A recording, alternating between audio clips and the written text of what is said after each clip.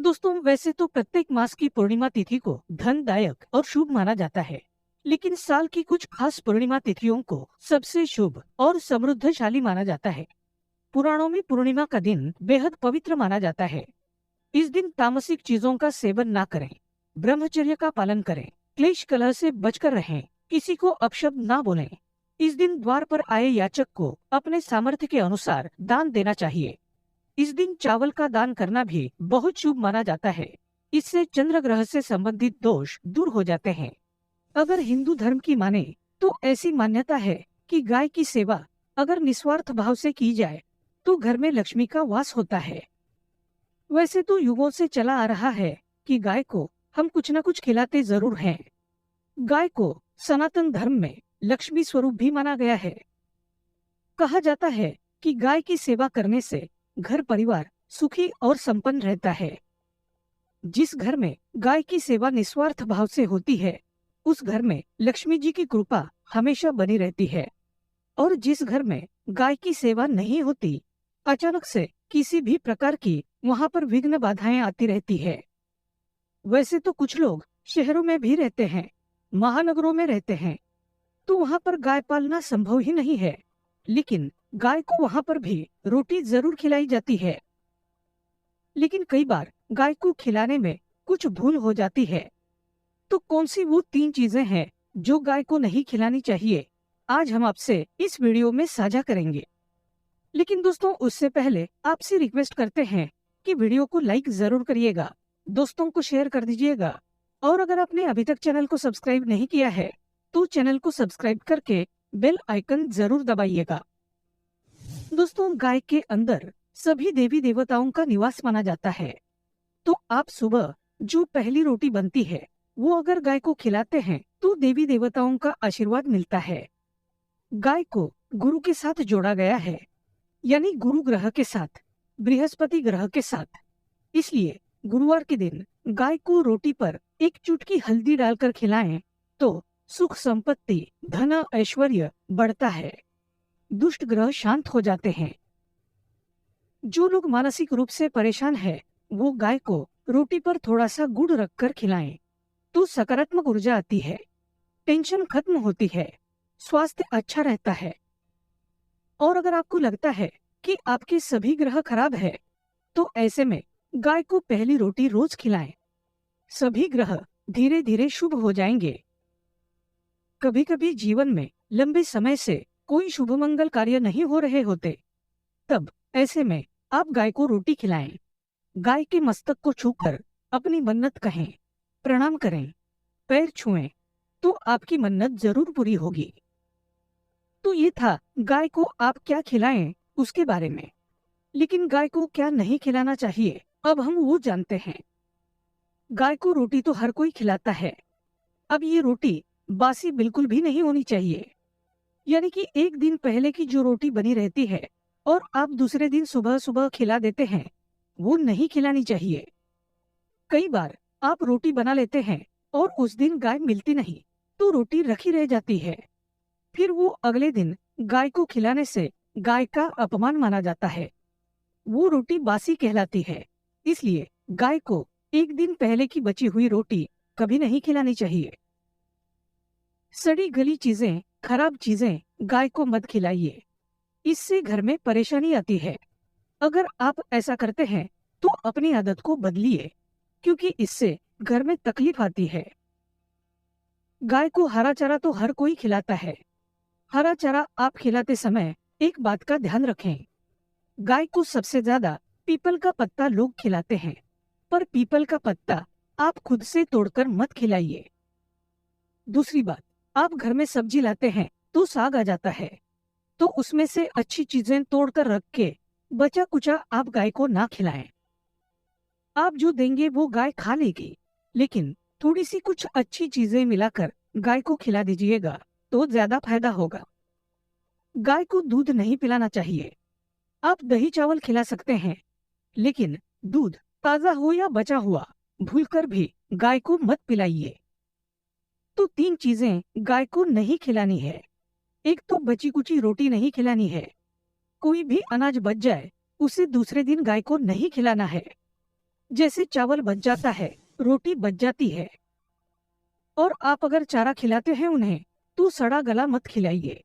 और अगर खिलाते हैं कोई चीज, तो उसके साथ कुछ अच्छी चीजें मिला ले। और गाय को दूध भी नहीं पिलाना है। ये चीजें बिल्कुल भी नहीं खिलाएं, नहीं तो घर में गरीबी आती है। माता लक्ष्मी आपके घर में वास करना छोड़ देती है।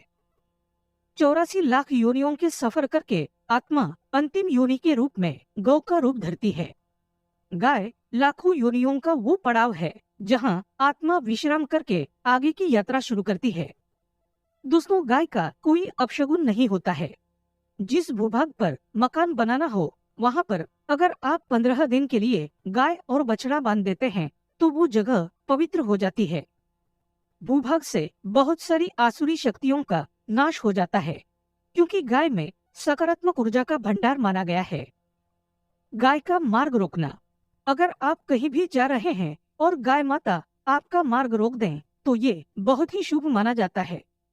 गाय और बछड़े का दर्शन एक साथ आपको हो जाए तो आपकी सफलता का प्रतीक माना जाता है। अगर आपके घर के आसपास गौ घूमती रहती है, तो इसका मतलब है कि आपके घर से काफी सारे संकट अपने आप ही दूर होने वाले हैं और समृद्धि पूर्वक जीवन आपको मिलता है। गाय के समीप आप अगर जाते हैं, तो संक्रामक रोग, कफ, खांसी, सर्दी, जुकाम आदि का ग्रेजुअली अपने आप ही बिना दवाइयों के भी नाश हो जाता है।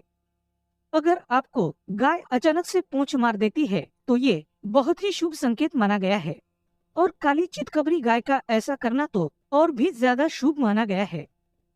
पंचगव्य जो होते हैं, वो कई रोगों में लाभदायक है।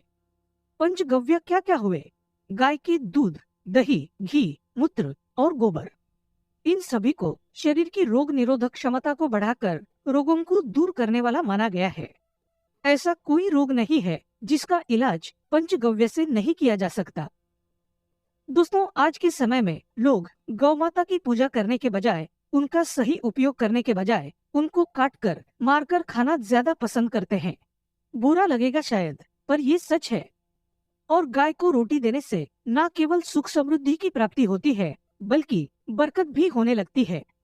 अगर आप गौ को पाल सकें तो अच्छी बात, लेकिन आज के मॉडर्न युग में जहाँ लोगों की शायद खुद की घर में रहने की जगह नहीं है, ऐसे में गौ को रखना थोड़ा कठिन और महंगा हो सकता है। ऐसे में आप गौ को रोटी दें। कम से कम रोटी दे करके आप सुख समृद्धि को प्राप्त कर सकते हैं। आपके घर में बरकत होने लगती है।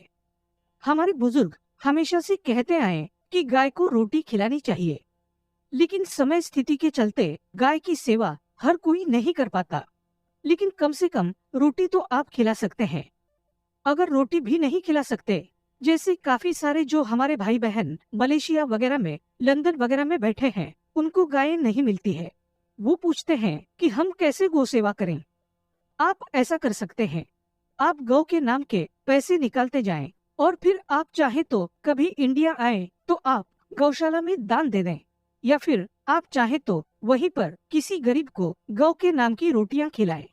किसी भी अनाथाश्रम में चले जाएं, किसी वृद्धाश्रम में चले जाएं, किसी भी दूसरे सफेद पशु को आप भोजन कराएं। ये भी आपके लिए बहुत अच्छा होने वाला है। कम से कम रोटी जरूर खिलाएं। हमारे देश में कई जगह देखा गया है और कई लोगों का प्रश्न आता है कि हम झूठी रोटी गाय को देते हैं। क्या ये सही है या गलत है? हम झूठा खाना, बचा हुआ खाना गाय को खिलाते हैं, यानी जो बच जाता है वो गाय के हवाले कर दिया जाता है। तो आपको बता दें दोस्तों, रामायण काल में गौ माता को एक श्राप मिला था। उसी की वजह से आज उनके साथ ऐसा हो रहा है। उसी श्राप की वजह से गौ माता में देवी देवताओं का वास होने के बाद भी उनको झूठा खाना पड़ता है। यहाँ तक कि पॉलीथीन्स भी खाते हैं। हालांकि ये किसी भी लिहाज से सही नहीं है। आपको बता दें, वाल्मीकि रामायण में सीता द्वारा पिंडदान देकर दशरथ की आत्मा को मोक्ष मिलने का संदर्भ आता है। जो लोग जानते होंगे वो जानते हैं कि वनवास के दौरान भगवान राम, लक्ष्मण और सीता पितृपक्ष के दौरान श्राद्ध करने के लिए गया धाम पहुँचे। वहाँ श्राद्ध कर्म करने के लिए जरूरी सामग्री जुटाने राम और लक्ष्मण तो चले गए और सामान लेकर नहीं आए। इधर दोपहर हो गई, पिंडदान का समय निकलता जा रहा था। सीता माँ घबराने लगी। तभी दशरथ की आत्मा ने पिंडदान की मांग कर दी। अब गया जी के आगे फल्गु नदी पर अकेली सीता जी मुश्किल में पड़ गई। उन्होंने फल्गु नदी के साथ वट वृक्ष, केतकी के फूल और गाय को साक्षी मानकर बालू का पिंड बनाया और स्वर्गीय राजा दशरथ अपने ससुर के निमित्त पिंड दान कर दिया। थोड़ी देर में भगवान राम और लक्ष्मण जब लौटे तो उन्होंने कहा कि समय निकल जाने के कारण मैंने पिंड दान कर दिया। बिना सामग्री के पिंडदान कैसे हो सकता है? इसलिए राम जी ने सीता माँ से प्रमाण मांगा। तब सीता माता ने कहा कि जो फल्गु नदी की रेत है, केतकी के फूल है, गाय है और वटवृक्ष है, जो मेरे द्वारा किए गए श्राद्ध कर्म की गवाही दे सकते हैं। इतने में फल्गु नदी, गाय और केतकी के फूल तीनों इस बात को मुकर गए। उन्होंने कहा, सीता माँ झूठ बोल रही है, सिर्फ वटवृक्ष ने सही बात कही। तब सीता जी ने दशरथ का ध्यान करते हुए उनसे ही गवाही देने की प्रार्थना करी। दशरथ जी ने सीता माँ की प्रार्थना को स्वीकार करके घोषणा की कि ऐन वक्त पर सीता ने मुझे पिंडदान कर दिया। इस पर राम आश्वस्त हुए, लेकिन तीनों गवाहों द्वारा झूठ बोलने पर सीता जी उनसे क्रोधित हो गई और उन्हें श्राप दिया। फल्गु नदी से कहा कि जा, तेरा नाम सिर्फ नदी रहेगा, लेकिन तुझ में पानी कभी नहीं रहेगा। इस कारण आप भी जानते होंगे, जो लोग जानते हैं, फल्गु नदी आज भी गया में सूखी ही रहती है। गाय को श्राप दिया कि तू पूज्य होकर भी लोगों का झूठा खाएगी, और केतकी के फूल को श्राप दिया कि तुझे पूजा में कभी नहीं चढ़ाया जाएगा। वट वृक्ष को सीता माँ ने आशीर्वाद दिया कि उसे लंबी आयु की प्राप्ति होगी और दूसरों को छाया प्रदान करेगा, तथा पतिव्रता स्त्री तेरा स्मरण करके अपने पति की दीर्घायु की कामना करेंगी। यही कारण है कि गाय को आज भी झूठा खाना पड़ता है। केतकी के फूल को पूजा से निषिद्ध बताया गया है। फल्गु नदी के तट पर जल नहीं है। सीता कुंड में पानी के अभाव में सिर्फ बालू या रेत में पिंडदान किया जाता है। दोस्तों, शास्त्रों के मुताबिक गौ माता में सारे देवी देवता निवास करते हैं। 33 कोटि देवी देवता और पितर का निवास होता है। अगर आप भी किसी मंदिर में नहीं जा सकते, पूजा पाठ नहीं करते हैं, कहीं जाकर के ग्रह दोषों का उपाय नहीं कर सकते हैं, तो आपको गाय को एक रोटी जरूर खिलानी चाहिए। हमेशा कहते हैं, पहली रोटी गाय की। अगर आप भी खिलाते हैं तो दुनिया के सारे सुखों को प्राप्त कर सकते हैं। आपने अक्सर ही सुना होगा कि रसोई में पहली रोटी जो भी बने गाय को दे देनी चाहिए। हर रोज गाय को एक रोटी देने से आपके जीवन के सभी दुख दर्द दूर हो जाते हैं। खाना बनाते वक्त हमेशा पहली एक रोटी गाय की निकाल दें।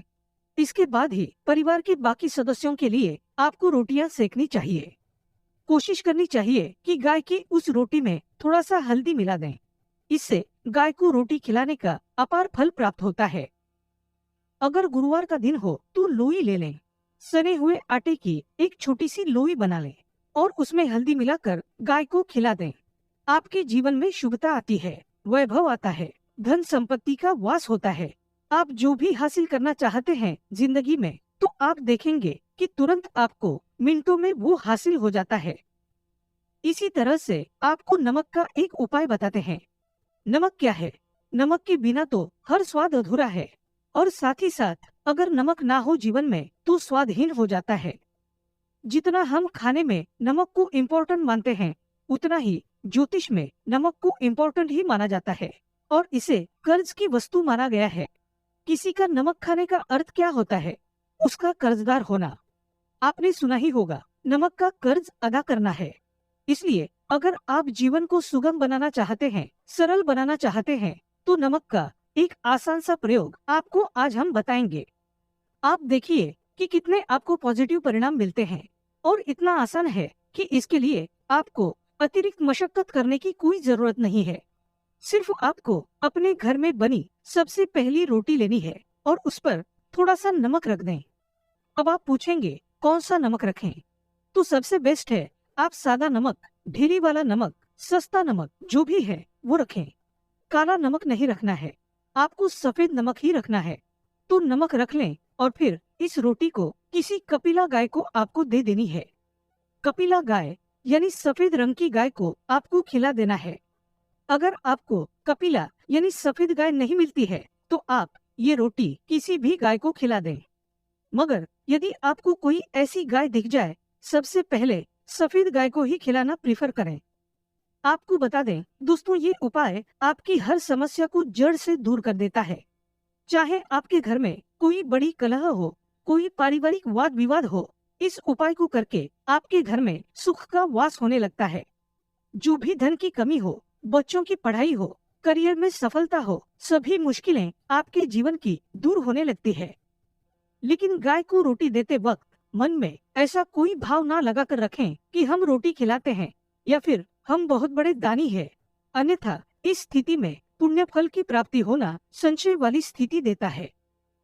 गाय को रोटी खिलाने से नियम से बरकत के अलावा आप देखेंगे धन संपत्ति में दिनों दिन बढ़ोतरी होने लगती है और आपके घर के ग्रह दोषों से आपको मुक्ति मिलती है। अगर आपके भी घर में धन की कमी है तो आपको ये उपाय जरूर करना चाहिए। किसी भी दिन करें। अगर सावन का पवित्र महीना है तो हर दिन शुभ है।